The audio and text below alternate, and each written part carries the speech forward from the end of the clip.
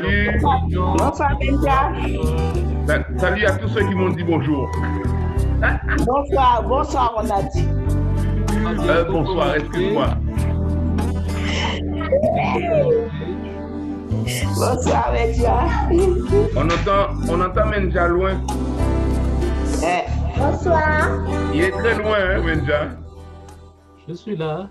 Je ne suis pas loin de vous. Bonsoir et bonjour. Ah. Ok, ben on va bientôt commencer. Comme vous le savez, nous n'aurons pas de direct sur YouTube aujourd'hui pour des problèmes techniques, mais on tentera d'enregistrer le programme et on en fera ça au moment opportun. D'accord.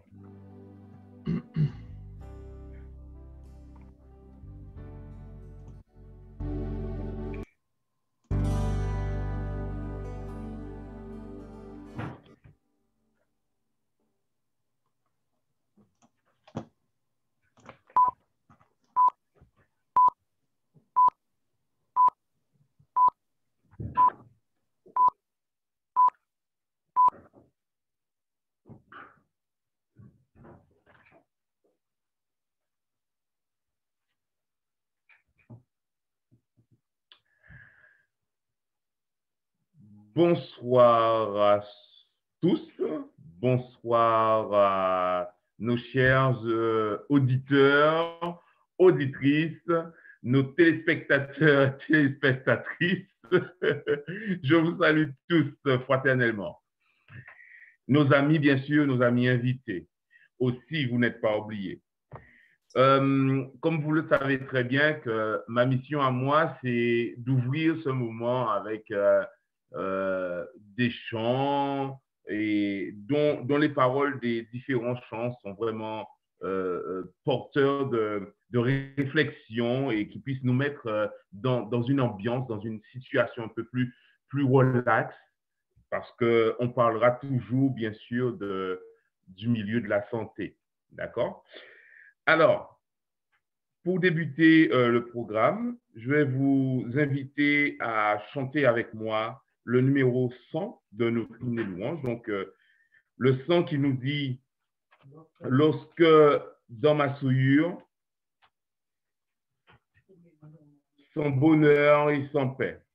Le numéro 100. Lorsque dans ma souillure, sans bonheur et sans paix, dans une voie impure, loin de Dieu je marchais, sous l'amour du calvaire, à moi s'est révélé terrain sans l'adversaire, brisons mon cœur souillé, l'amour de Jésus m'aidouille, chaque jour il m'est plus doux. Amour qui m'empresse d'inviter sans cesse tout au divin rendez-vous. Cet amour fort et tendre de mon divin sauveur, oh je le veux répandre partout avec ardeur, parmi tous ceux dont l'âme lutte et soupire encore, et où l'esclavage femme du péché de la mort, l'amour de Jésus m'est doux. Oui, chaque jour il m'est plus doux. Amour qui me prête d'inviter sans cesse tout au divin rendez-vous. Quand la foi, l'espérance passeront pour jamais, l'amour immense nous remplira de paix.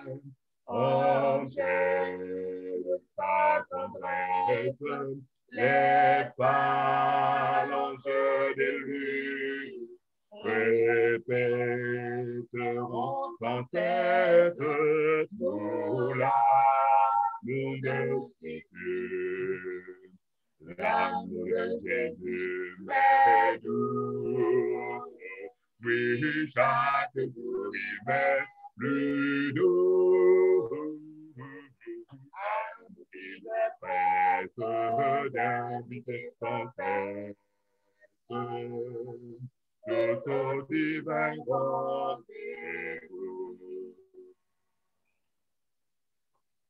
Nous poursuivons avec le 273. 273, c'est encore un cantique dont les paroles sont parlantes, excusez-moi. Quand nous sommes dans une situation que nous pensons ne rien avoir à offrir à notre Dieu, mais en fait, nous avons vraiment le souffle de vie de notre Créateur. Et dans cette situation, on dit tout simplement à Jésus de nous prendre tels que nous sommes. Seigneur, je n'ai rien à t'offrir. Seigneur, je n'ai rien à t'offrir, qu'un cœur fatigué de souffrir, et qui sans toi ne peut guérir. Je n'ai que ma misère. Prends-moi tel que je suis, sans vertu, sans appui. Tel que je suis, ô mon céleste Père. J'ai transgressé ta sainte loi, dont les chévins règnent en moi, pour me présenter devant toi. Je n'ai que ma souillure. En moi tel que je suis, sans vertu, sans appui, tel que je suis, tel que je suis, oh, remets l'âme pure. Faible est ma chair, faible est mon cœur, pour écouter le cantateur. Oh mon divin libérateur, je n'ai que ma faiblesse. En moi tel que je suis, sans vertu, sans appui, tel que je suis, tel que je suis, tu viens dans ma détresse. Ton sang versé me blanchira, ton Saint-Esprit m'affranchira, ta richesse m'enrichira, ô mon céleste Maître. En moi faible pécheur, ton vertu ni vigueur, ô mon divin libérateur, ô mon céleste Maître. Le 232.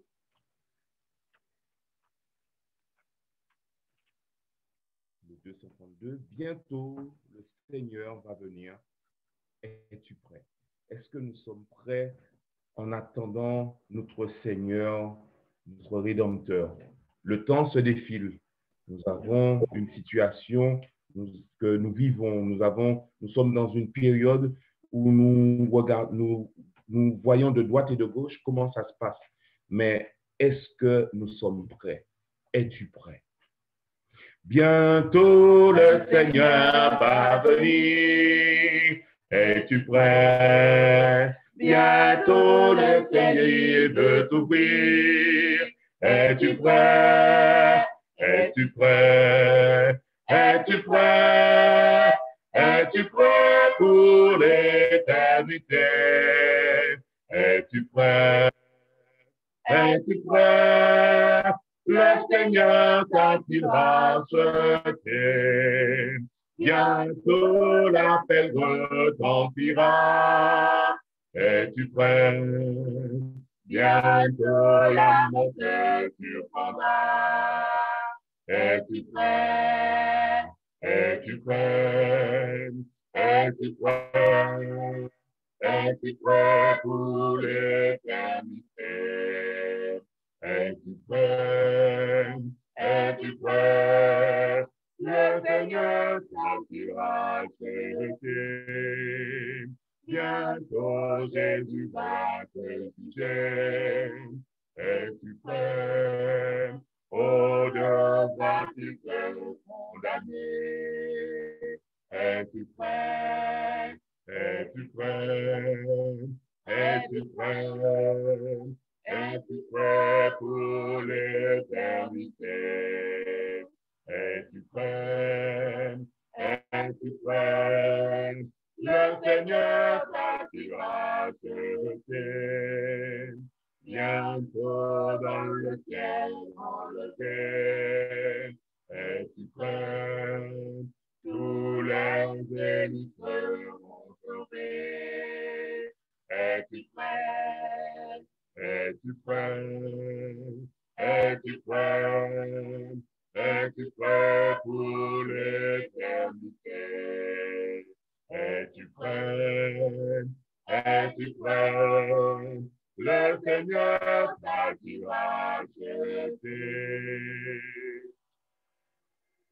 Nous terminons avec le dernier cantique qui se trouve au numéro 13.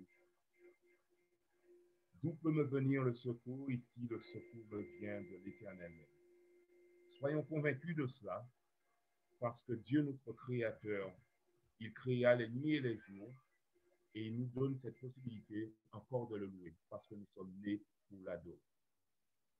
Je lève les yeux vers les monts que j'aime. D'où peut me venir ici le secours? Le secours me vient de l'Éternel même, du Dieu qui créa les nuits et les jours. Pourra-t-il souffrir que ton pied chancelle? Ton gardien peut-il sommeiller jamais? Non, il ne dort pas, le gardien fidèle, celui qui maintient Israël en paix.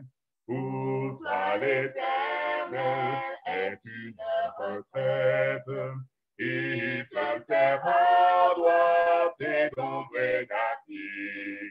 Le soleil ne peut frapper sur ta tête, ni la lune où le jour appuie.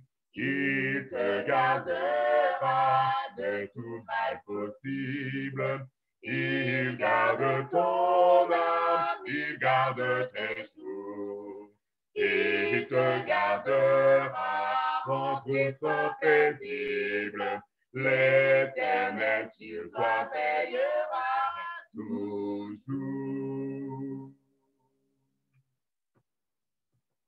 Merci à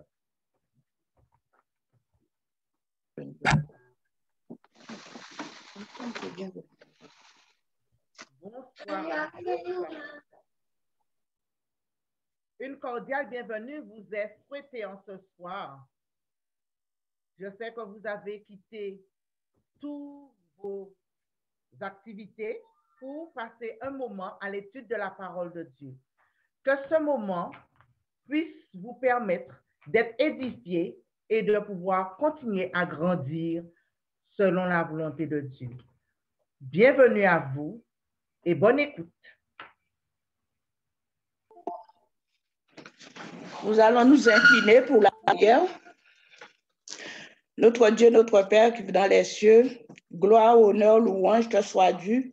Toi qui nous as créés, Père éternel, nous venons à toi en cet instant pour te demander grâce, honneur, louange, Seigneur, pour t'exalter, Seigneur, pour ton amour que tu ne cesses de manifester envers nous. En ce soir, Père éternel, nous te demandons pardon pour nos péchés commis devant toi durant cette journée. Nous te demandons de nous faire grâce et miséricorde.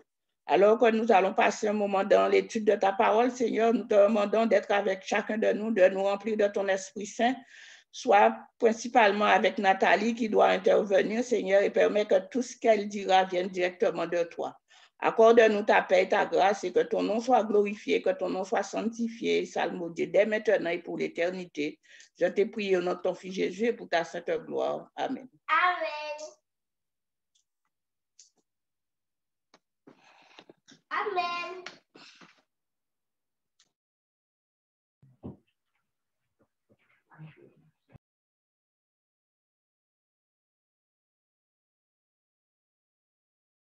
Je vous retrouverai quand ce sera fait.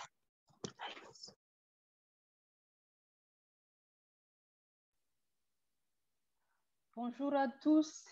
Vous m'entendez? Oui, oui, on t'entend. Maintenant, nous allons passer au petit résumé là.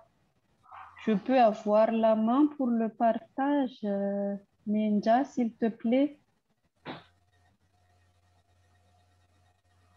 Je peux pas, j'ai pas l'accès.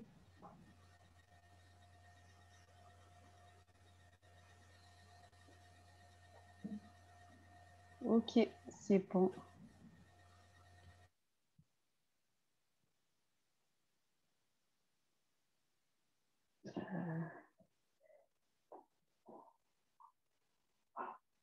Un instant,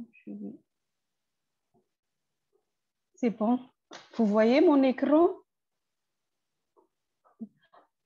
En fait, on a vu pendant quelques séances les sanctuaires et les 8 lois de la santé. Et nous avons vu la porte du parvis, le parvis et la cuve des reins.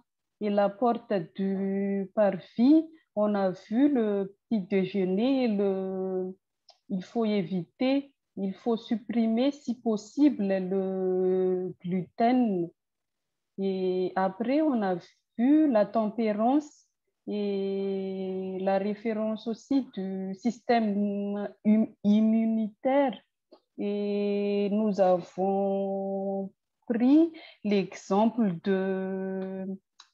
d'Esther et de Vasti.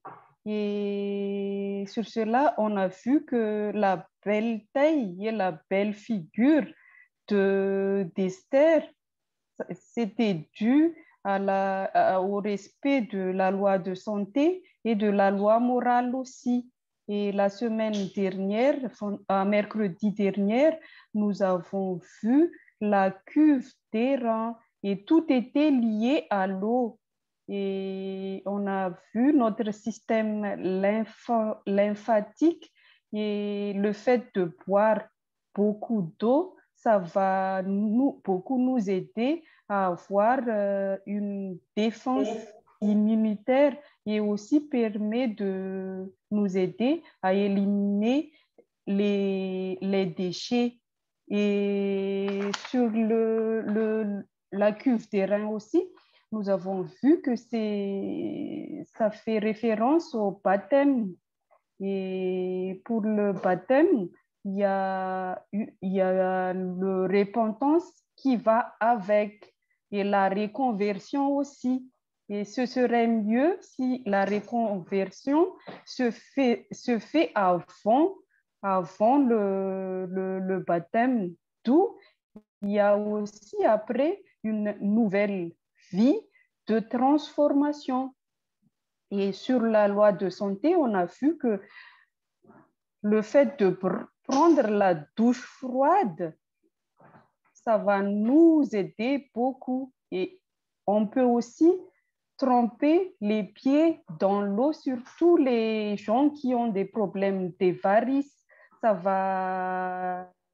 va nous aider. Et il y a beaucoup d'images que j'ai mis parce que tout ça, c'est lié à la Bible, au message des 3 anges dans Apocalypse 14. Vous pouvez relire encore et en notant bien la relation avec la purification et la propreté aussi. Et pour la propreté, quand on prend la douche, quand on nettoie avec de l'eau et tout, il faut aussi nettoyer tous les coins partout parce qu'il y a peut-être qu'il y a des conséquences psychiques, d'où l'importance de la pureté et de la propreté dans notre vie quotidienne. Et on a vu aussi que le fait de jeûner, de ne pas manger à sec, ça veut dire on mange rien, ni boire de l'eau. Ou on peut jeûner aussi, mais on peut boire de l'eau. On mange rien, mais on peut boire de l'eau si notre corps ne supporte pas. Mais il faut le faire petit à petit. Et nous allons voir le bien ce que ça nous a fait. Après, moi, personnellement, j'ai vécu ça la semaine dernière. J'ai essayé de faire le jeûne à sec. Et c'était la première fois dans ma vie. Et moi, ben, je m'étais pas évanouie ni rien. Je faisais mes tâches quotidiennes. J'étais allée au boulot et tout. Mais ça m'a fait du bien. Physiquement, spirituellement, j'ai pris le temps d'étudier la parole de Dieu et j'ai pu rester concentrée plus longtemps que d'habitude.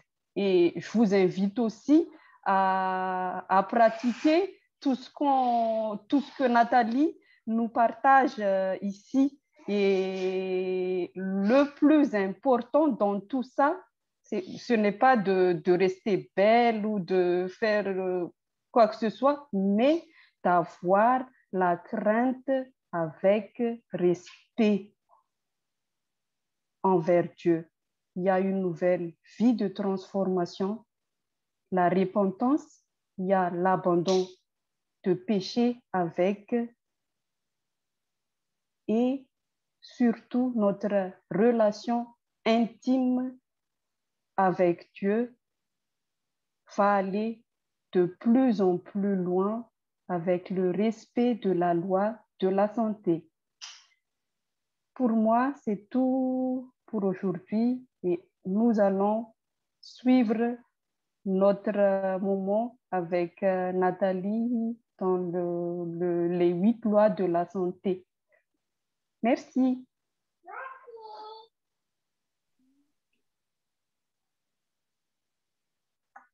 Eh bien, bonjour et bonsoir à vous tous. Que ça fait du bien de vous retrouver après 7 jours de séparation. Merci beaucoup, Fanja, pour ce résumé complet et ton témoignage, justement, qui nous motive et qui nous permet de continuer notre parcours dans le sanctuaire avec Nathalie. Et aujourd'hui, eh bien, nous rentrons dans le lieu saint où le chandelier va nous dévoiler sa lumière ainsi que la loi de la santé qui lui est rattachée. Donc, je vous rappelle que vous pourrez poser vos questions directement à la fin de l'étude ou via le chat en écrivant votre question. Donc, exceptionnellement, cette étude ne sera pas retransmise en direct sur YouTube à travers la chaîne 3SM du fait d'un problème technique, mais vous aurez la possibilité de la visualiser ultérieurement car elle sera mise sur la chaîne 3SM plus tard. Et donc, sans plus tarder, je vous invite à accueillir l'amour et la puissance de notre Seigneur à travers notre chantelle.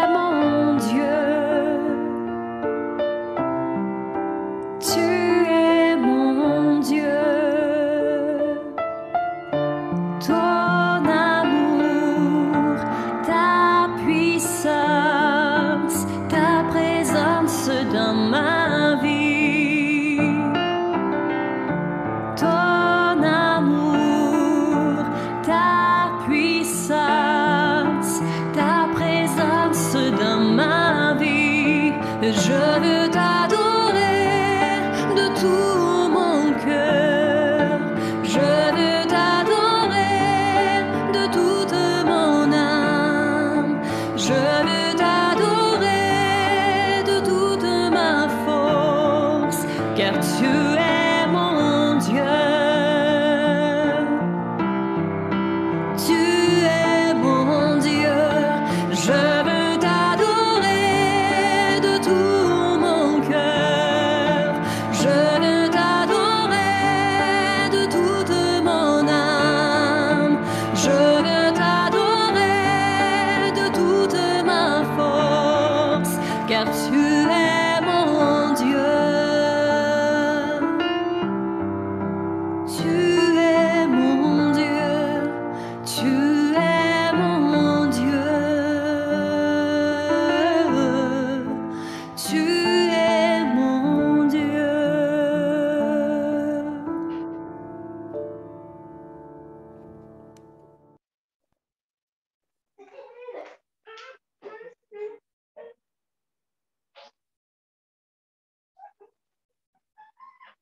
Tu avais besoin de prendre autant d'eau déjà?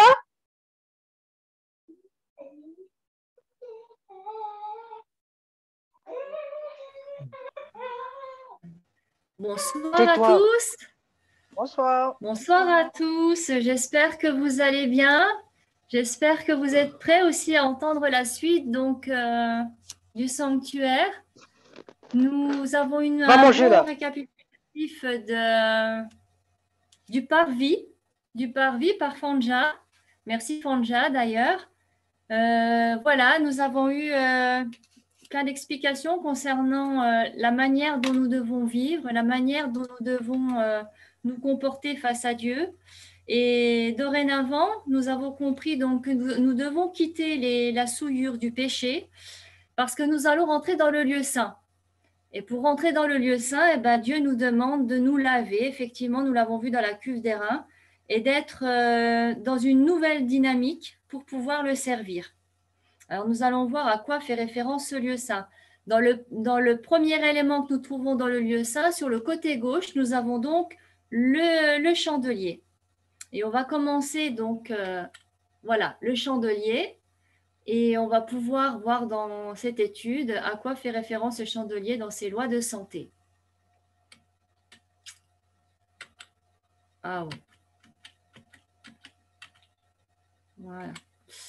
Donc, dans Conseils sur la nutrition et les aliments, page 332, il est écrit « Concernant les conseils sur la nourriture telle que elle devrait être présentée, les patients des sanatoriums, donc les lieux en fait de cure, doivent recevoir une nourriture suffisante, saine et savoureuse, préparée et présentée de telle manière qu'ils ne seront pas tentés de manger de la viande. Nous avons vu que pour être en bonne santé, il était nécessaire de passer au végétalisme. Donc, le nécessaire est de quitter la viande, effectivement.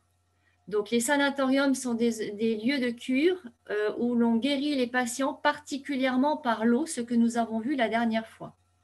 Donc, les repas peuvent ainsi contribuer à enseigner la réforme sanitaire.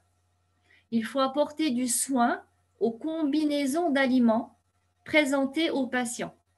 Il est très important d'apprendre à connaître l'art des mélanges rationnels, qui est une expression de la sagesse divine.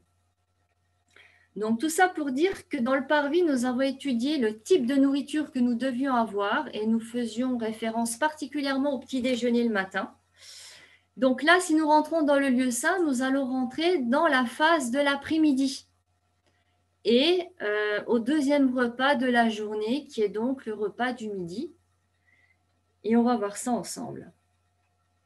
Alors, par rapport à ce qui est écrit dans Nutrition et les aliments, ce sont les justes doses et les mélanges que nous faisons qui doivent contribuer à l'équilibre de notre corps. Le corps étant le temple du Saint-Esprit, je le rappelle, nous ne devons ni le surcharger, ni lui imposer des aliments qui ne peuvent s'associer, car c'est ce qui l'engorgerait et l'encrasserait. Et nous avons vu qu'il fallait au contraire le fluidifier, le laver, pour pouvoir permettre au Saint-Esprit de faire place et de nous enseigner. Nous avions vu aussi la propreté, donc une propreté méticuleuse par l'eau et les lavements, c'est ce que nous avions vu la dernière fois, mais une abondance également de soleil et le respect des principes sanitaires sont essentiels à la santé et au bonheur des habitants de la maison. Voilà, c'est dans Rayon de santé, à la page 69, 5e couplet.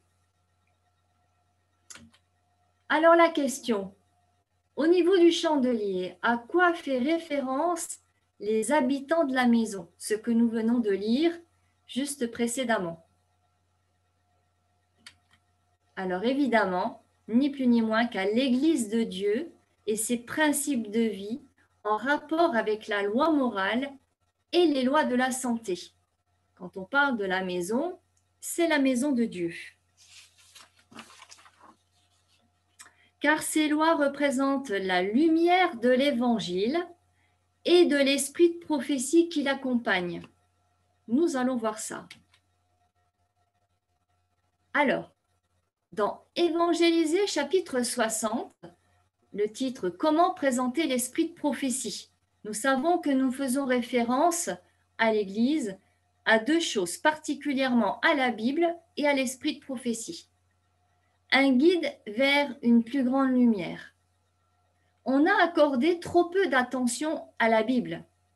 Aussi, le Seigneur a-t-il suscité une plus petite lumière, qui est l'esprit de prophétie, pour conduire hommes et femmes vers la plus grande lumière qui soit.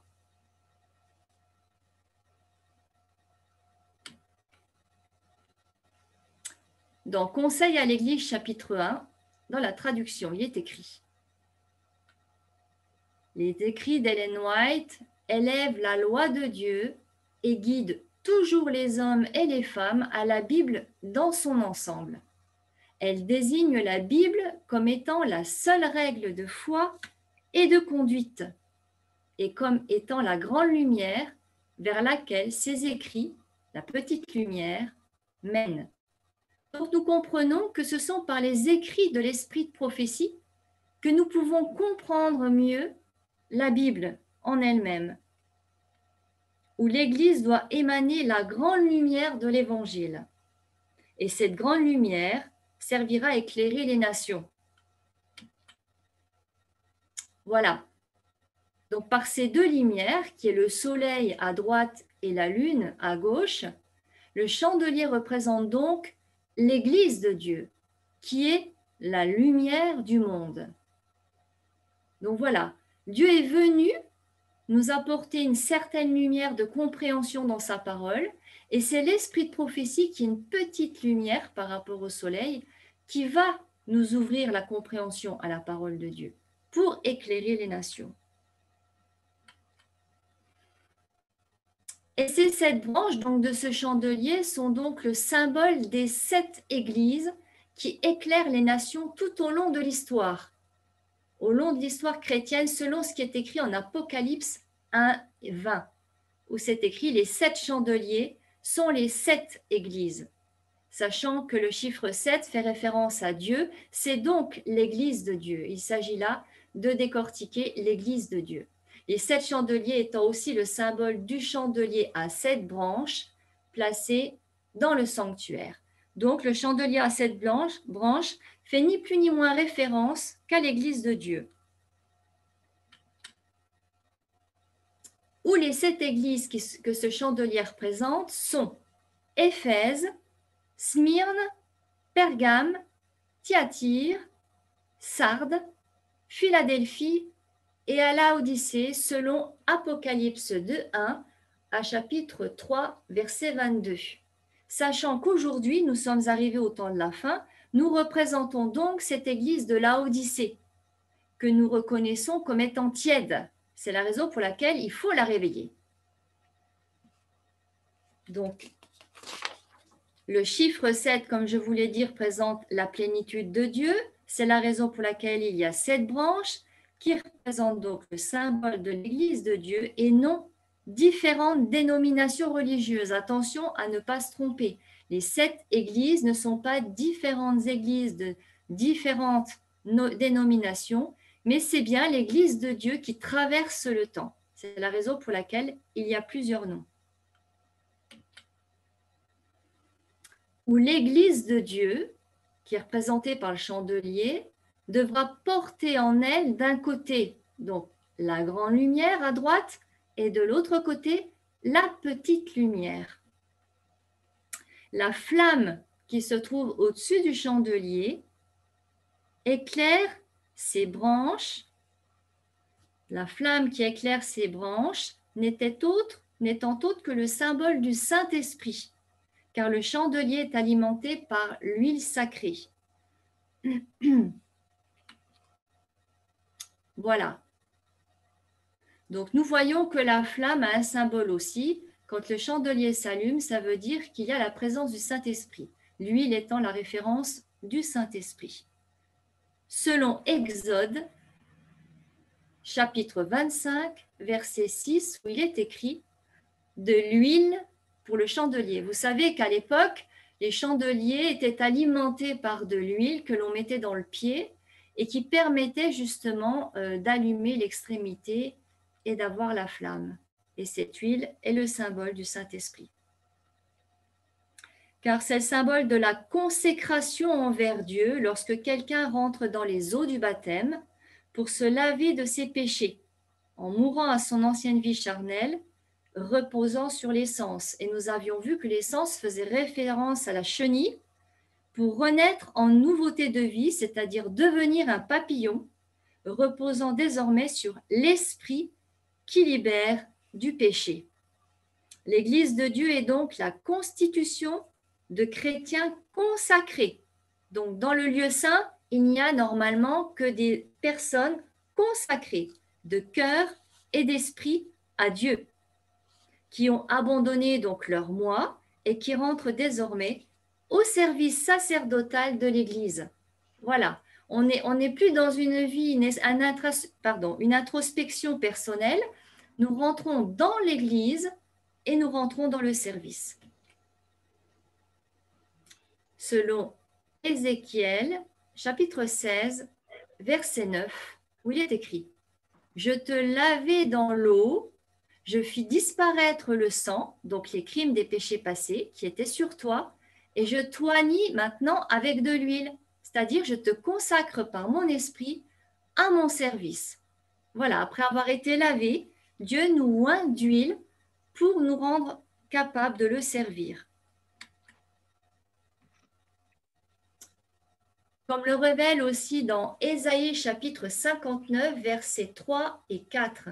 « Car vos mains sont souillées de sang et vos doigts de crime. Vos lèvres profèrent le mensonge, votre langue fait entendre l'iniquité. Nul ne se plaint avec justice, nul ne plaide avec droiture. Ils s'appuient sur des choses vaines et disent des faussetés. Ils conçoivent le mal et enfantent le crime. Nous savons que nous avons le cœur qui est tortueux par-dessus tout. Si nous n'avons pas l'esprit, nous ne pouvons plaire à Dieu. » Donc, c'est important de devoir passer par ce changement. Donc, le parvis représente la terre, comme nous l'avons vu la dernière fois, avec un cheminement portant à la repentance. Les crimes des anciennes vies passées doivent donc disparaître. C'est la raison pour laquelle nous pouvons voir attention.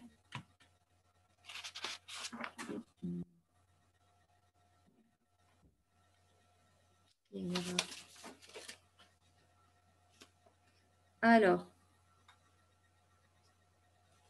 j'ai oublié de le mettre, Malachie. Donc, je vais vous le lire parce que j'ai oublié de le mettre sur la fiche, sur l'écran. Malachie 4, verset 2. « Pour vous qui craignez mon nom, se lèvera le soleil de justice. »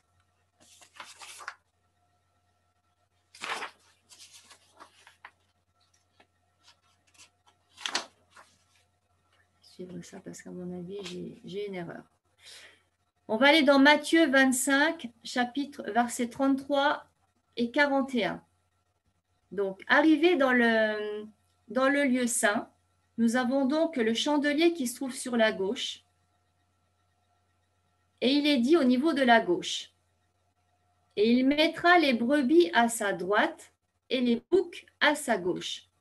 Ensuite, il dira à ceux qui seront à sa gauche, « Retirez-vous de moi, maudits, allez dans le feu éternel qui a été préparé pour le diable et pour ses anges. » Alors Jésus qualifiant de maudits les boucs, c'est-à-dire les rebelles à sa loi, c'est-à-dire le côté gauche. Pourquoi? Car il n'est la porte que des brebis, selon Jean 17. Jésus leur dit encore, « en vérité, je vous le dis, je suis la porte des brebis. » Mais néanmoins, sur la gauche, nous avons vu qu'il s'agit des boucs. Et le problème des boucs, ils sont dans l'obscurité. C'est la raison pour laquelle il y a le chandelier. Le chandelier se trouve à gauche parce que c'est l'obscurité. C'est-à-dire,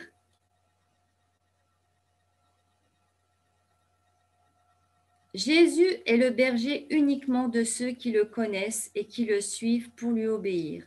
Si la lumière est mise à gauche, c'est justement parce qu'il n'y a pas la connaissance. Si le chandelier éclaire de sa lumière la gauche du lieu saint, cela veut dire que la gauche représente l'obscurité, comme je vous le dis. La lumière ne pouvant éclairer que des endroits sombres, elle ne sert à rien en plein jour, ni là où la connaissance demeure déjà. De ce fait, la lumière du chandelier sert à éclairer les nations qui demeurent dans la nuit spirituelle. Tant au niveau des brebis égarées de la maison de Dieu que des boucs ignorants de ce monde. Vous savez que dans l'Église, nous représentons les brebis, mais toutes les brebis ne sont pas dans la connaissance. Il y a des brebis qui sont égarées, c'est la raison pour laquelle Dieu veut les sauver aussi en les éclairant de sa lumière. Donc, question. De ce fait, quelle est la 4e loi de la santé qui s'identifie à la lumière que porte le chandelier? Quelle est la 4e loi de la santé qui s'identifie à la lumière que porte le chandelier? Avez-vous une petite idée? Eh bien, c'est le soleil, bien sûr. C'est le soleil. Alors, c'est là que nous allons dans Malachie 4.2. Pour vous qui craignez mon nom, se lèvera le soleil de la justice, et la guérison sera sous ses ailes. Vous sortirez et vous sauterez comme les veaux d'une étable. Donc nous avons vu dans le parvis que ceux qui craignent le nom de Dieu sont ceux qui observent ses lois et ses commandements. Et cela fait directement référence à la lumière de l'Évangile, qui éclaire les nations. Et que ce soleil apporte la bonne nouvelle de la guérison sous ses ailes. Et si le soleil est le symbole de la lumière du chandelier, eh bien les ailes, quant à elles, symbolisent les deux côtés gauche et droit du chandelier. Et ces côtés ont pour mission de faire connaître la loi morale de Dieu et les lois physiques de la santé. Le chandelier servant à éclairer les égarés comme les ignorants. Dieu souhaitant autant guérir l'âme, c'est-à-dire le corps, que l'esprit, le mental. La loi morale de l'esprit étant complémentaire aux lois de la santé du corps. D'ailleurs, nous avons vu l'homme spirituel qui représente le papillon. Peut-il voler avec une seule aile? Non, bien sûr que non. De la même manière que la lumière du chandelier, reflet du soleil de la justice, ne peut guérir l'âme repentante sans les lois morales et sanitaires de Dieu. La connaissance à elle seule ne pouvant suffire pour changer la vie d'une personne. C'est seulement la mise en pratique de cette instruction complète qui produira son effet de guérison sur l'âme, c'est-à-dire les deux ailes, rendant les hommes libres comme les veaux qui sortent en sautant d'une étable. Donc ce soleil de justice nous avons vu, c'est la loi de la santé, car elle éclaire sur ce qui apporte la guérison aux nations.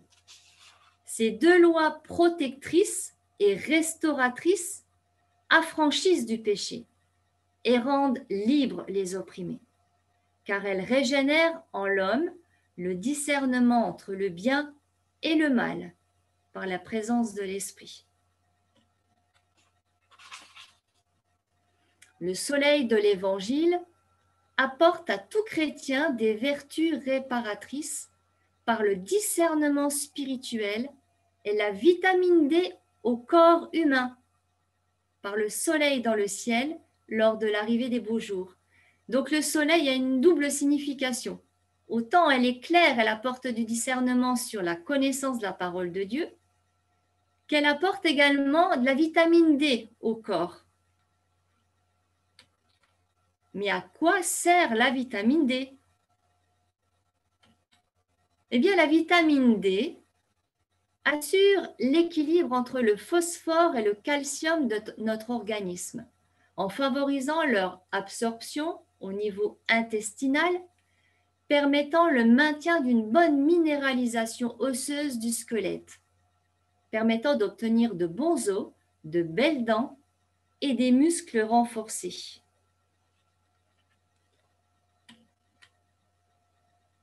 Alors, quel est le fruit qui contient le plus de vitamine D selon vous? Eh bien, c'est l'avocat. Il y a aussi le champignon, en dehors du champignon, qui est déconseillé pour sa consommation. Donc, je vous ai présenté l'avocat et je vais vous expliquer eh bien, pourquoi le champignon est-il déconseillé? Eh bien, parce que le champignon est une moisissure et que son chapeau sert à filtrer l'air et que son pied sert à filtrer la terre. À l'inverse, le champignon est très bénéfique au potager par le fait qu'il génère une terre propice aux diverses plantations.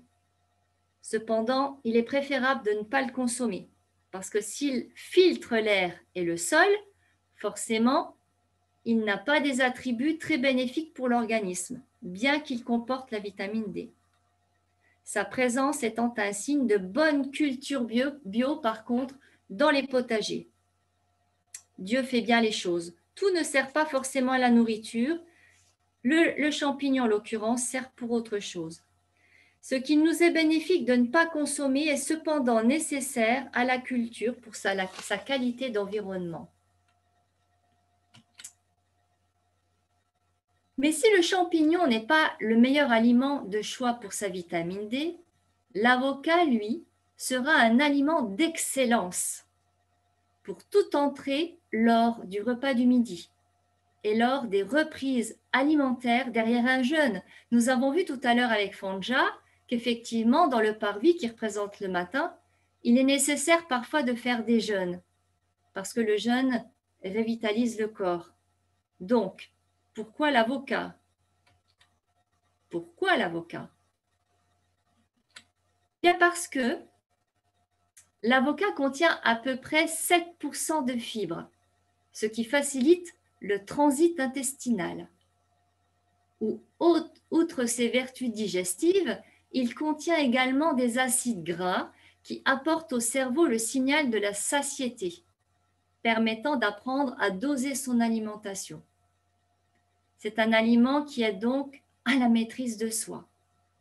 L'avocat possède aussi les facultés de réduire le mauvais cholestérol et d'augmenter le bon cholestérol.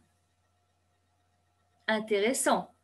Et je sais que vous aimez tous l'avocat. La plupart d'entre vous, en tout cas, quand je vois les gros avocats vous ramener du pays, ça donne envie, hein.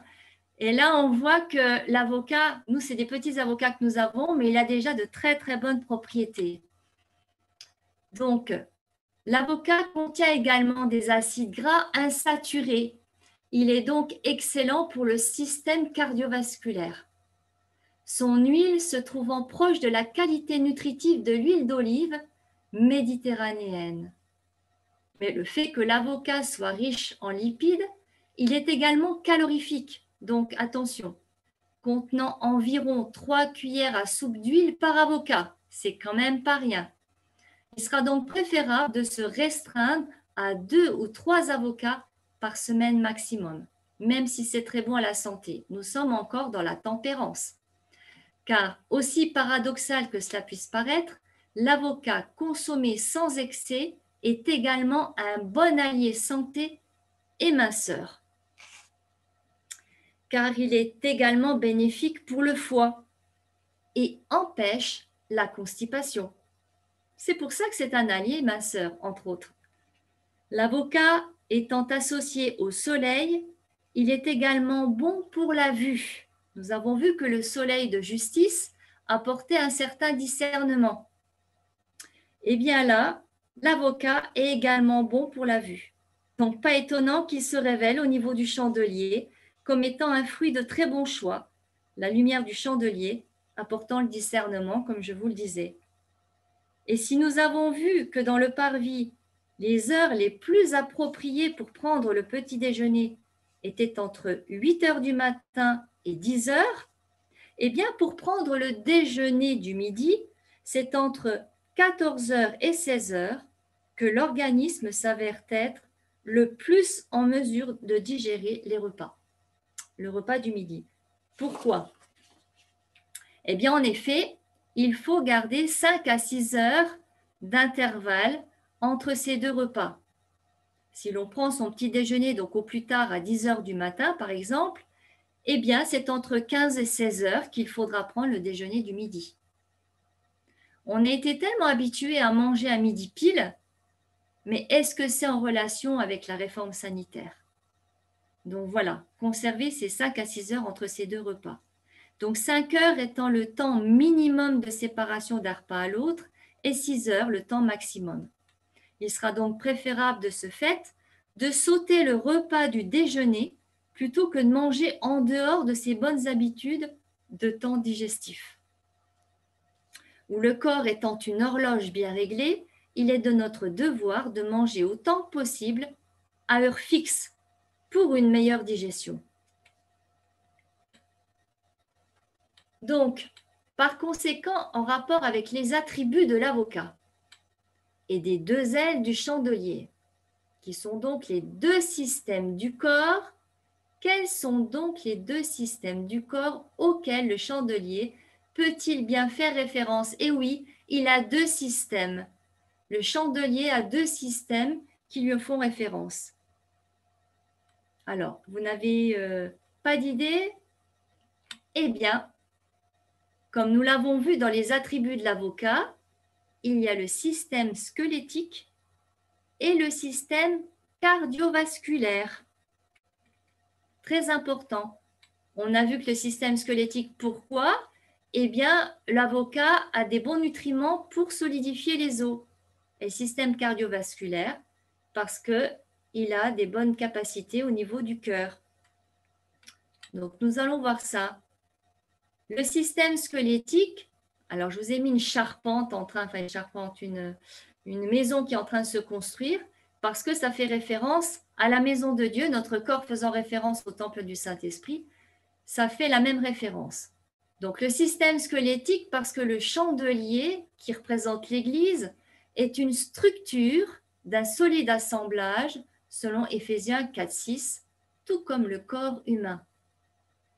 Où il est écrit, c'est de lui, donc ce corps, et grâce à tous les liens de son assistance, que tout le corps, bien coordonné et formant un solide assemblage, tire son accroissement selon la force qui convient à chacune de ses parties et s'édifie lui-même dans sa charité. Donc là, c'est le système squelettique. Le chandelier est donc un solide assemblage.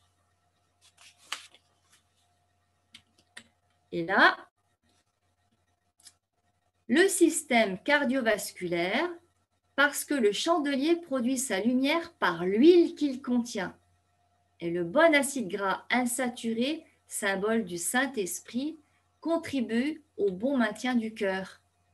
Donc nous voyons des points communs, des parallèles, selon Proverbe 17, 22, où il est écrit « Un cœur joyeux est un bon remède, mais un esprit abattu dessèche les eaux. Et nous voyons encore une fois qu'il y a un point commun entre les deux, constatant que le bon état du cœur est également un bon remède à l'état squelettique.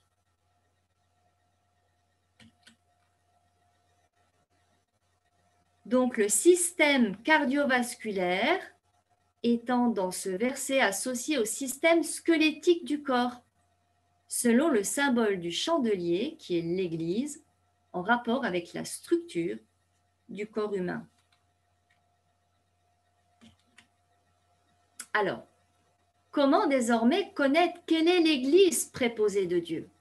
Et oui, il faut qu'on puisse la connaître. Eh bien, c'est le 4e commandement de Dieu qui l'identifiera, où il est écrit, dans Deutéronome 5, versets 12 à 14. « Observe le jour du repos pour le sanctifier. » Nous sommes dans le lieu saint, un lieu de sanctification.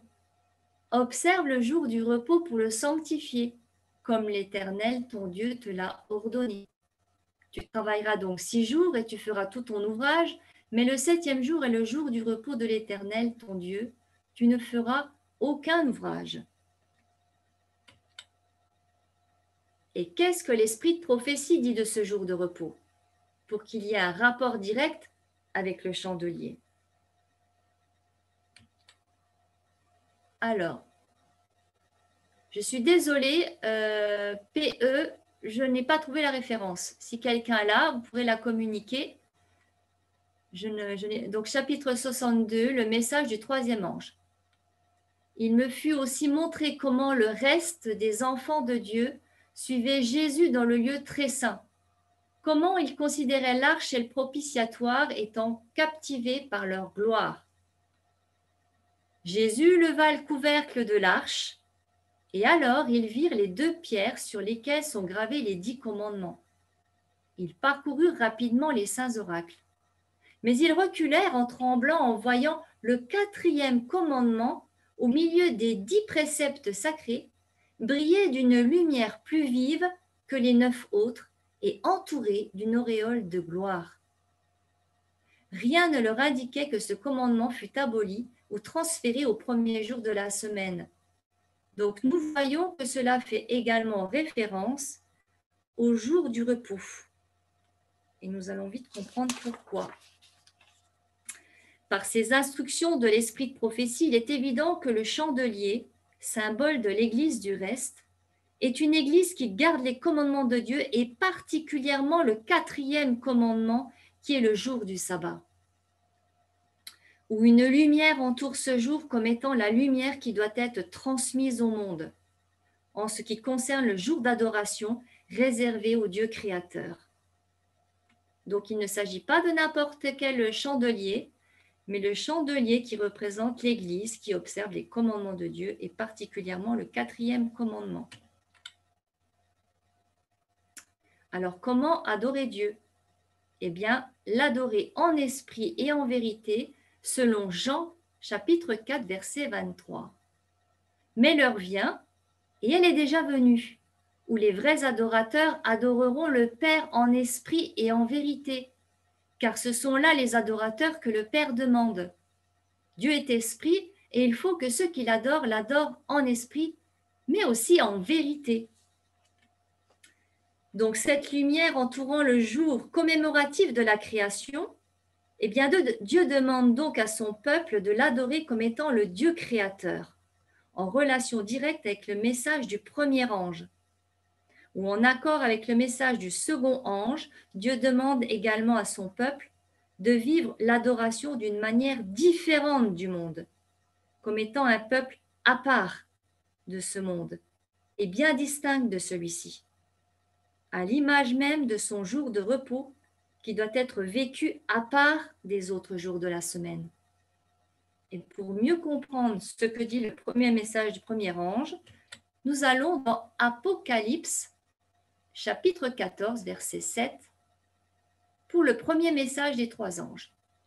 Il est écrit, « Il disait d'une voix forte, « Craignez Dieu Craignez Dieu et donnez-lui gloire, car l'heure de son jugement est venue, et adorez celui qui a fait le ciel, la terre et la mer et les sources d'eau. Donc, adorez celui qui a fait, donc le Créateur, et pas une idole.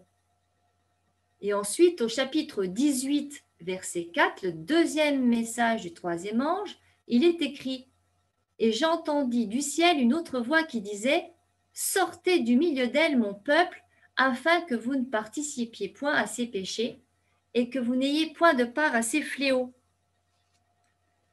Donc, nous comprenons que c'est une église qui se distingue des autres églises.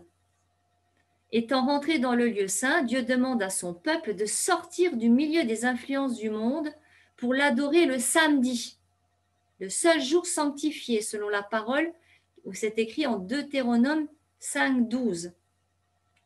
Et non comme le monde, en idolâtrant le dimanche, qui représente quoi?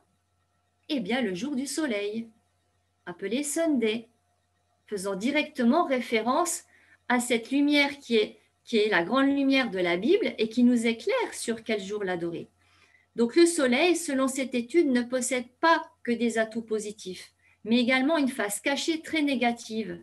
Effectivement, l'adoration, le jour du soleil, qui est le dimanche. Car bientôt une loi ecclésiale mondiale sera proclamée, qui sera la loi du dimanche, ordonnant à toute nation l'obligation d'adorer ce jour. Cette loi ne sera pas anodine, car elle amènera le monde entier à vénérer Dieu un autre jour que le jour commémoratif de la création. Et cela aura pour effet de renier Dieu pour se tourner sans le savoir à adorer le diable, appelé Satan, le dragon ancien. Ça, c'est important de le comprendre. Le soleil qui est censé éclairer de sa grande lumière doit nous éclairer également sur le message du premier ange et du deuxième ange. Il est écrit dans Apocalypse chapitre 12, verset 9, « Et il fut précipité, le grand dragon, le serpent ancien appelé le diable et Satan, celui qui séduit toute la terre. Et il fut précipité sur la terre et ses anges furent précipités avec lui. » Oui, il y a une séduction par rapport au jour que Dieu a donné pour pouvoir être dérivé à un autre jour.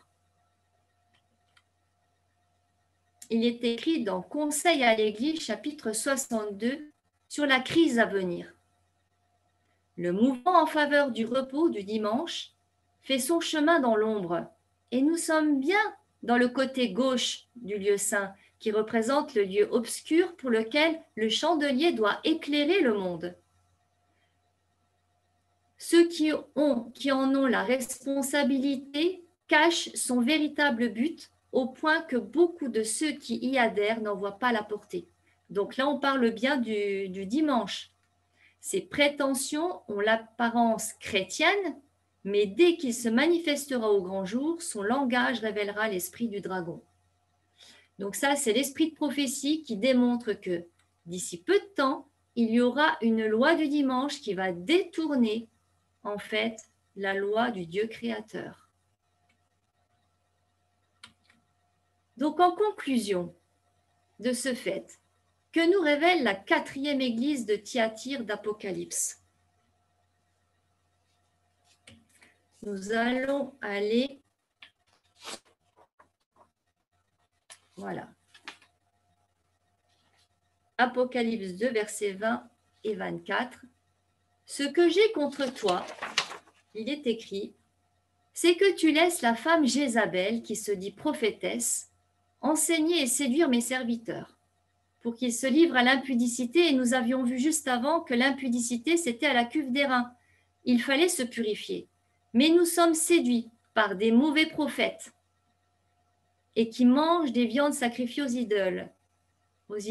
Et qu'est-ce que l'impudicité? Nous l'avions vu, c'est une provocation.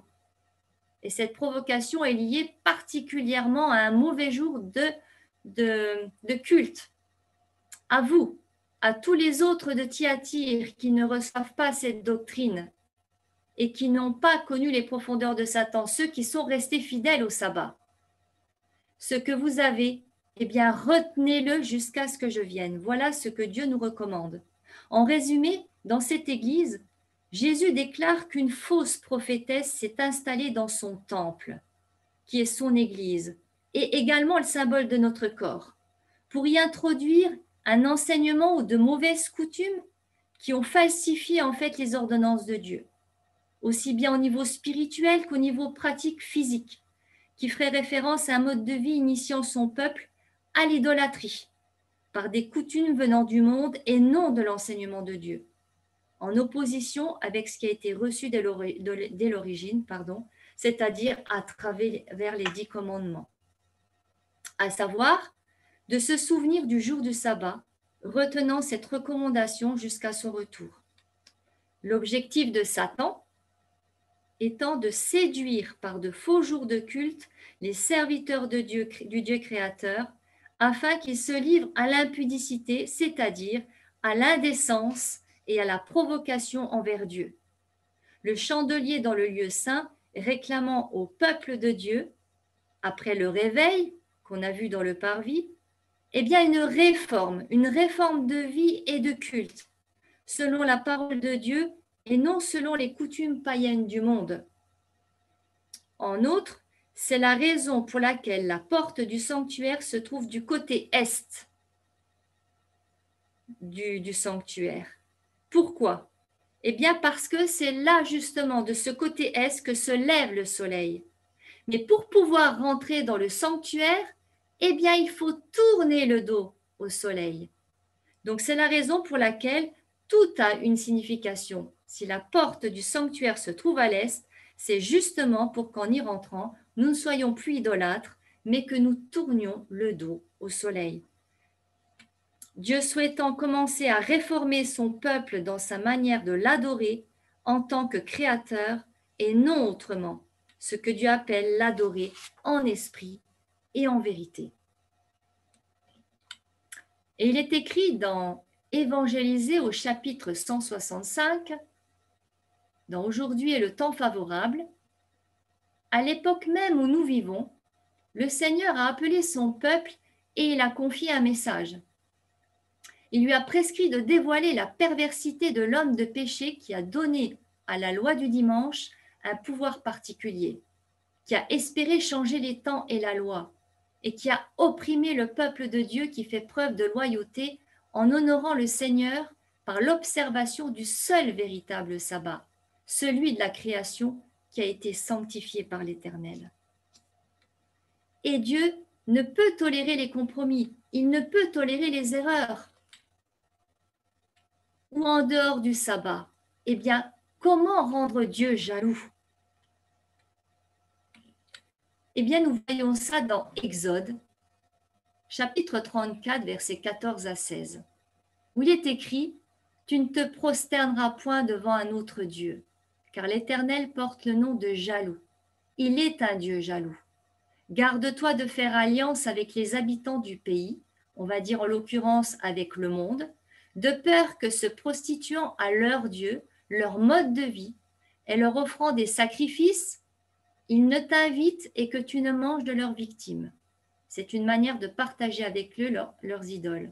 « De peur que tu ne prennes de leurs filles pour tes fils, et que leurs fils, se prostituant à leur Dieu, n'entraînent tes fils à se prostituer à leur Dieu. » Alors, qu'est-ce que ça veut bien vouloir dire tout ça? Ben, Dieu est en train de recommander à ceux qui le connaissent de garder cette alliance en ne permettant pas que nos propres enfants puissent s'allier à d'autres cultures, d'autres coutumes que ceux qui observent ces commandements.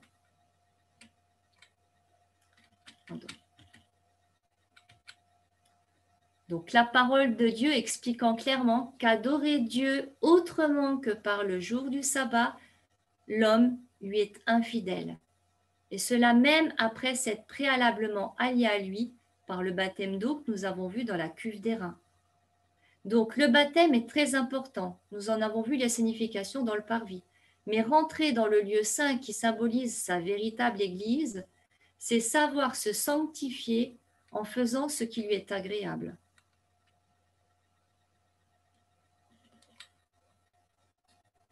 Mais c'est également en livrant leurs enfants aux différentes coutumes du monde, en leur permettant de nouvelles alliances par des mariages illicites, hors de cet enseignement que l'homme amène sa famille à également se prostituer à des dieux étrangers.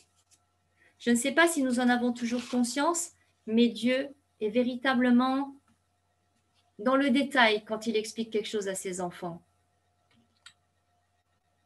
Alors oui, le chandelier est un enseignement qui s'associe au soleil et à sa lumière, qui apporte le discernement de la vérité. Mais uniquement pour ce qui est écrit et non pour ce que le monde croit. Donc voilà les lois de la santé afférents au chandelier. Le chandelier faisant particulièrement référence à l'évangélisation. C'est un lieu où on apprend à servir Dieu en vérité, en esprit et en vérité. Il nous faut connaître parfaitement sa parole et il nous faut avoir le discernement des choses pour ne pas se laisser séduire par les coutumes du monde. Voilà comment se termine en fait cette étude concernant le chandelier. Je vous remercie de votre écoute et je reste attentive si vous avez des questions à me poser.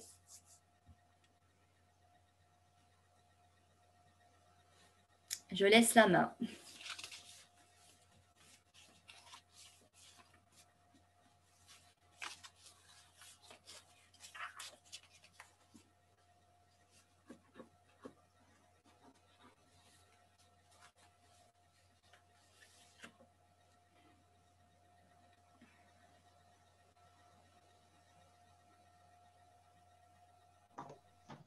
Merci Nathalie.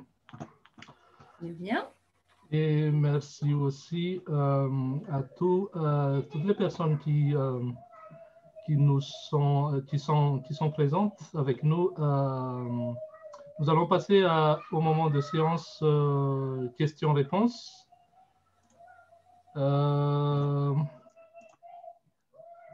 Est-ce que parmi vous, vous avez des questions ou une question ou peut-être même un témoignage, un partage d'expériences que vous souhaitez aussi partager avec le groupe? Ah, je vois déjà une question. OK, je vais l'afficher direct.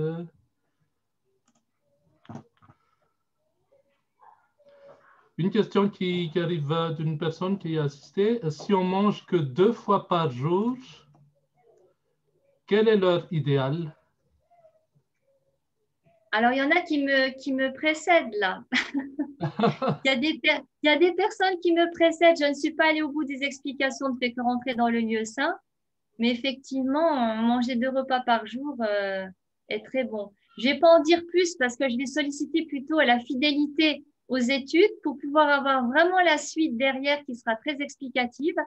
Mais effectivement, c'est une très bonne question parce que c'est nettement préférable et je l'expliquerai dans les autres études pour démontrer à quel point. Très bien. Donc, c'est un premier élément de réponse. On verra donc ultérieurement la suite sur cette question précise. Est-ce que parmi vous, vous souhaitez aussi partager les expériences que Nathalie a exposées dans son thème d'aujourd'hui, que vous avez peut-être eu déjà l'expérience sur ces enchaînements et pratique aussi en fait de ces versets, de ces citations. Vous avez pu remarquer que nous avons abordé aussi ce qu'on appelle l'esprit de prophétie. Comme j'ai déjà indiqué auparavant, qu'on mettra aussi une période pour expliquer tout ça. Donc, ne vous inquiétez pas. Il y a des passages, des citations qui sont tirées de livres de ce qu'on appelle l'esprit de prophétie. Il y aura donc un moment pour bien présenter ces choses-là. Si vous avez des questions relatives à ces livres, ces citations, donc n'hésitez pas à ce moment-là. Donc pour le moment, on ne l'aborde pas encore, mais on se focalise sur la partie le corps, notre temple sacré. J'ai une autre question qui vient d'arriver. Est-ce qu'il y a un lien entre le jeûne et le sabbat?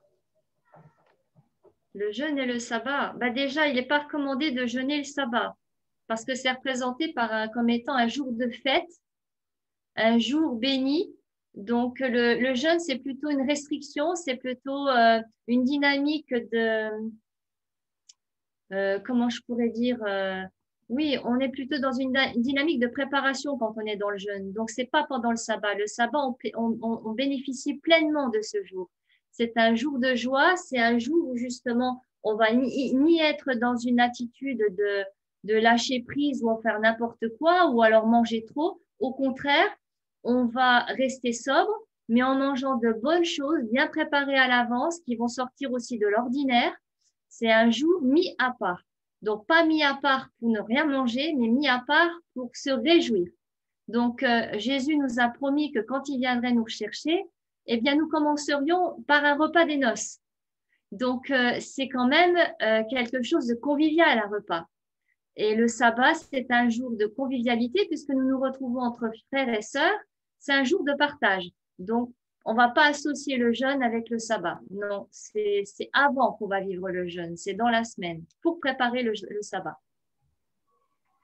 Très bien. Merci pour ces éclaircissements, Nathalie. Est-ce qu'il y en a d'autres questions? Une autre question qui arrive, est-ce que le jeûne et le soleil, quand on jeûne, qu'est-ce qui est conseillé ou pas pour le bain de soleil? Est-ce qu'il y a un rapport par rapport au fait de jeûner et aussi le bain de soleil? Qu'est-ce qui est conseillé? Est-ce qu'il y a un Non, rapport? le jeûne, il se vivra plutôt dans le parvis. Quand on rentre dans le soleil n'a pas vraiment de rapport avec le jeûne. Le soleil, c'est une vitamine que l'on va prendre. Et si on doit prendre des vitamines, eh bien, effectivement, non, ça ne va pas être spécialement le jeûne, mais plutôt une forme de nourriture. Le jeûne, c'est faire abstraction pour que le corps se régénère par lui-même. Mais là, c'est une prise de vitamines qui vient par le soleil. Donc, il y aura une prise de nourriture qui doit nous compléter dans nos vitamines nécessaires. Donc, ce n'est pas relié. Le jeûne avec le soleil n'est pas relié, tout comme il n'est pas relié avec le sabbat. Le jeûne, c'était avant. Très bien, très bien. J'espère que la personne qui a posé la question a entendu toutes ces réponses. Encore merci. Est-ce qu'il y a d'autres personnes qui souhaitent intervenir directement ou apporter d'autres éléments de réponse ou partager une expérience?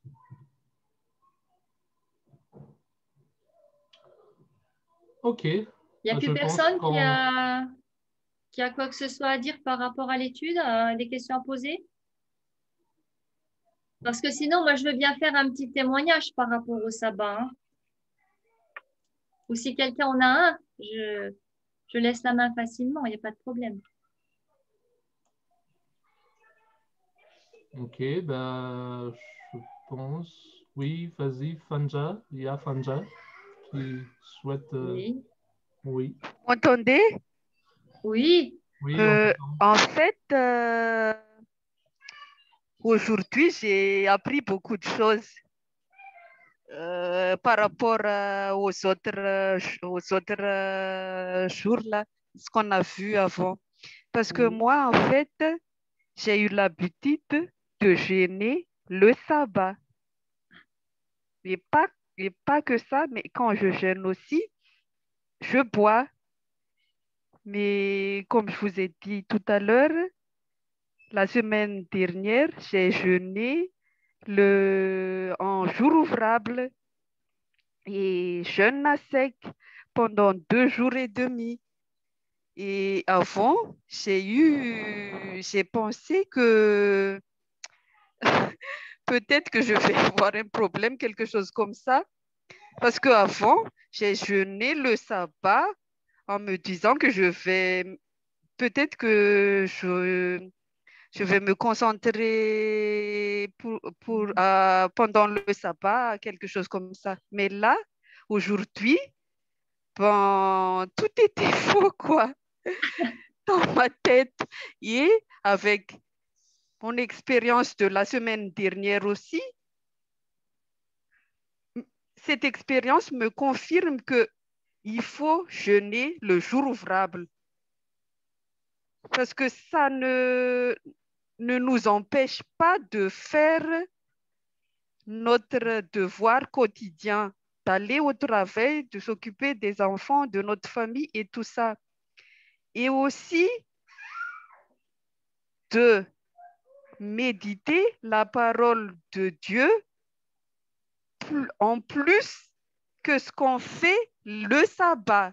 Parce que le sabbat, déjà, toute la journée de vendredi au coucher du soleil et jusqu'au samedi, on adore Dieu. Mais en plus, si on fait le jeûne en dehors du sabbat, ce sera un surplus pour nous. Et pour moi, c'est une découverte aujourd'hui et j'ai envie de faire le jeûne en prenant compte toutes ces explications et aussi en demandant l'Esprit de Dieu pour m'éclaircir tout ce que je devrais faire quand je rentre avec Jésus dans le lieu très saint en ce moment. Merci Nathalie. Mais de rien, Fanja. Merci à toi de ton expérience et de pouvoir nous dire effectivement ce que ça a pu produire. Est-ce que quelqu'un d'autre a un autre témoignage qui a pu éventuellement être fait? Ce n'est pas tout à fait un témoignage, mais c'est juste pour dire que, bon, comme Nathalie, tu as dit que c'est un peu on a pris un peu le devant par rapport à la restriction, le nombre de fois mangé dans une journée. En fait, de mon côté, je ne fais que 2 repas par jour quand je suis au travail, mais à la maison, c'est qu'un repas par jour. Et je vous assure que s'hydrater convenablement, et pourtant je travaille, j'ai la pêche, quoi. Voilà. Super, merci Tonio. Merci Tonio. D'autres personnes?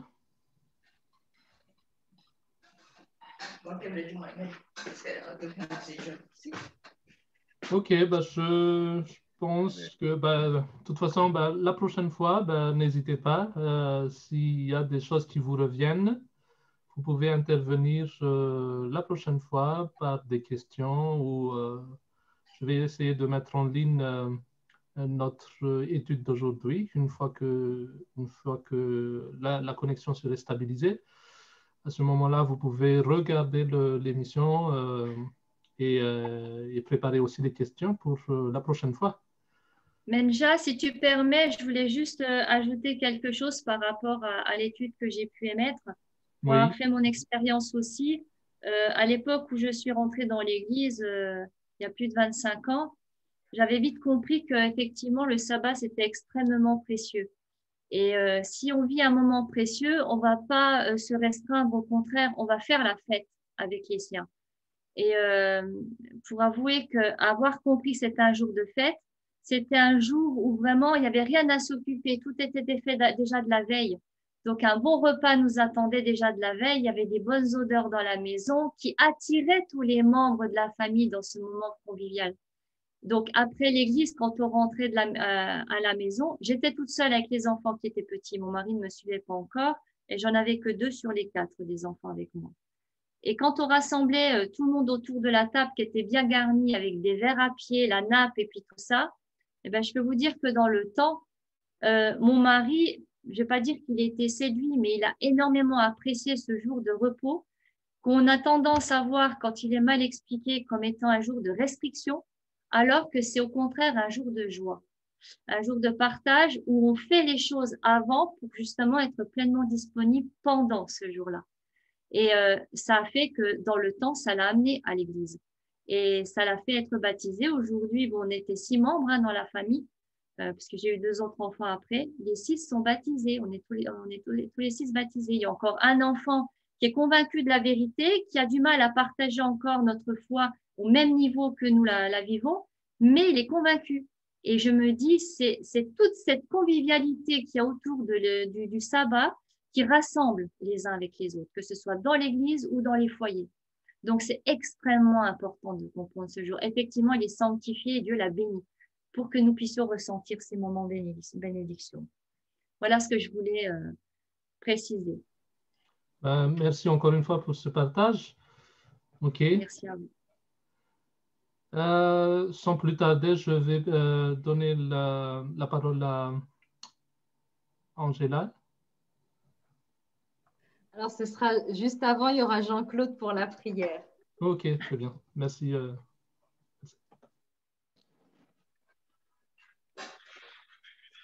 Père éternel, nous te remercions pour ton amour, nous te remercions pour ta bonté, nous te remercions pour ta compassion, nous te remercions pour ta miséricorde, Dieu.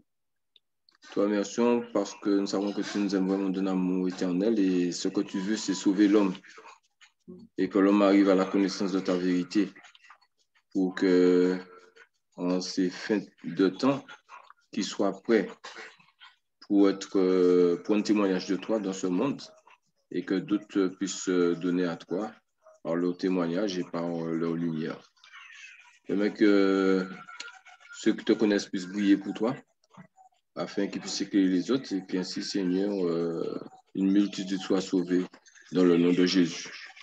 Nous t'avons prié aussi en son nom. Amen. Amen.